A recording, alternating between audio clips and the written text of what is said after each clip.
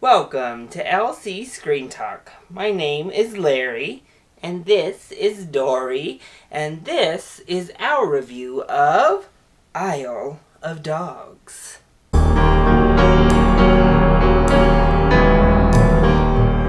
So tonight, Dory and I attended a special screening of Isle of Dogs in which all of our little canine friends were invited to come and watch the film along with us. They were even treated to some paw benders from Good Times. So it was a super fun time, and we both really enjoyed the experience.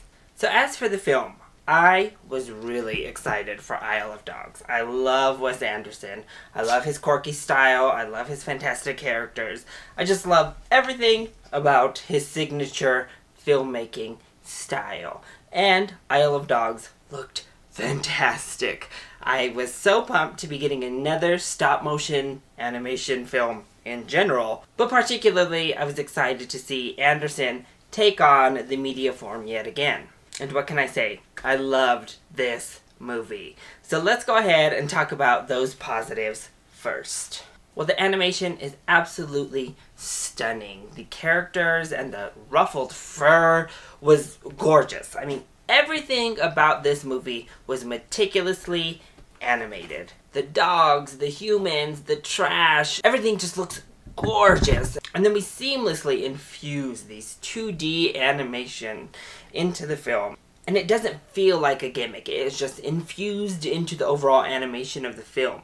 So it's not like the trend that's been going on, which is throwing that 2D animation in. No, it is just infused beautifully, whether it be in the background as part of the landscape or in storytelling devices. It feels authentic to what it is we're watching. And there is a sushi scene in here, particularly, that is just so beautifully animated. I was in awe watching it. I thought it was so gorgeous. But the animation, top-notch, beautiful, exactly what you were hoping for. And of course, Wes Anderson's signature style is just infused throughout this film. His wonderful, symmetric framing, all of his quirkiness, all of his set pieces, they're all here. And they are done to the highest quality. I think this is right up there with something like the Grand Budapest Hotel in execution when it comes to just pure Wes Anderson filmmaking. And that script is also top-notch Wes Anderson. It is amazing, dry humor. We have these dry characters, but they all have a little bit more heart than we're used to from Wes Anderson, or at least a more visible outward warmth and heart to them than his characters a lot of times give off. And I thought it actually worked beautifully well because the script is very sophisticated. It is a political satire speaking on like mass hysteria, political corruption, deportation. All of these things are touched upon very heavily in the film, but done in a way through dogs that never feels forced or in your face, but much like the title, at its core, this is an ode to our furry friends. This is a movie about dogs and about our relationship to dogs and our bond with dogs, our loyalty to dogs and their loyalty in turn to us, and that warmth and that beauty and that ode to dogs is so evident and it is so beautiful. I absolutely loved it. I thought all of our characters were fantastic, from the dogs to the humans. Everything worked on that front, and I think most everything worked in this film. It was a beautiful film. It's really funny. It's really inventive, and I loved almost everything about it. Almost, because there are a few negatives here. The biggest negative for me is that we do have somewhat of a white savior complex going on here. Most all of our characters are Japanese, or they're dogs, and the Japanese characters are voiced by Japanese actors and actresses, and actually, they don't speak almost any English, which I actually enjoyed about the film. They are all speaking in Japanese all the time, and all of our text is accompanied with Japanese text, which I thought was also a very nice touch.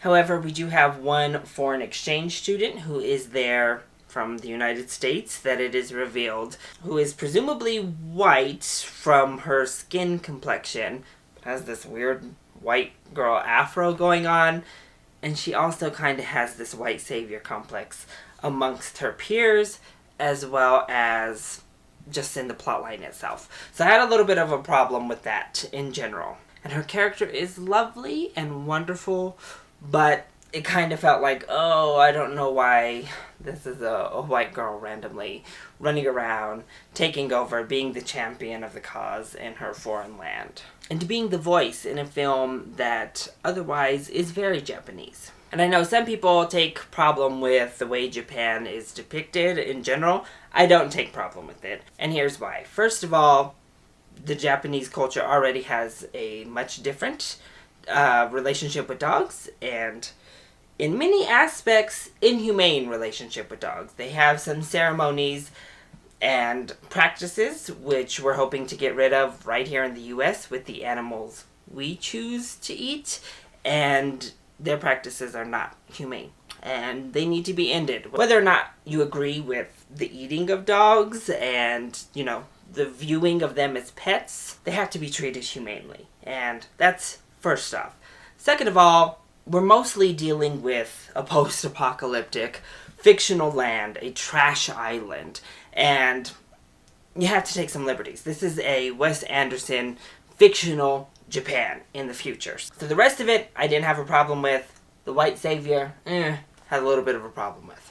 You also have to take some liberties because things start getting out of hand. This is a Wes Anderson fairy tale, but we take some leaps in believability, and we take some funny little, tangents that didn't necessarily need to happen. I think the story slows a bit here and there to take these random little tangents, and some of them are useful. If not at first, you're like, why are we playing fetch, or why are we giving these dogs baths? Those ones, thankfully, show their usefulness as we continue to bond with our characters.